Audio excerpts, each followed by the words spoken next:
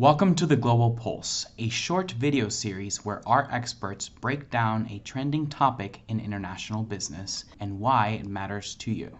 Hong Kong's political situation has been in the headlines for the past year. It started with the introduction of an extradition bill.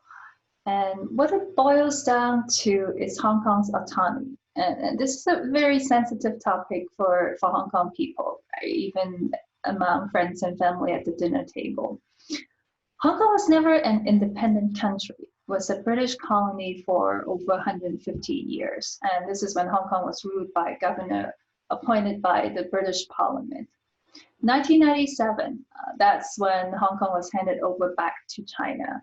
And China agreed to treat Hong Kong as a special administrative region, one country, two systems, with 50 years of autonomy. And that includes an independent judicial system, a significant voice in the legislative process, freedom of the press, as well as an open internet.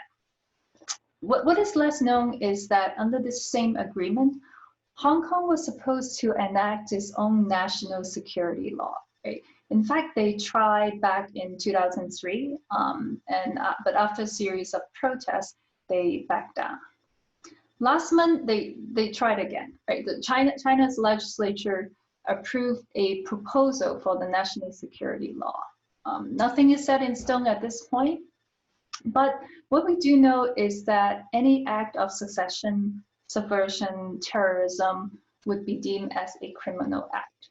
And the important question here is what actions would fall under these categories and how it's going to affect the individual freedoms that Hong Kong people have enjoyed.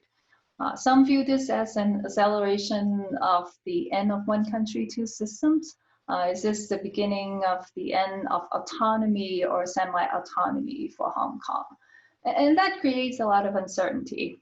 On top of this political uncertainty, Hong Kong is now caught in between the US and China. Last year, the US passed a pro-democracy legislation, which requires the State Department to assess Hong Kong's autonomy every year to determine its trade status with the US. Right? Basically, is Hong Kong still a separate entity from China? Last week, Secretary of State Mike Pompeo announced that Hong Kong should not be considered autonomous. And again, there's not a lot of details, but what it can mean is that all the trade exemptions that Hong Kong has enjoyed in the past can be taken away. So that could be more tariffs, more controls on exports.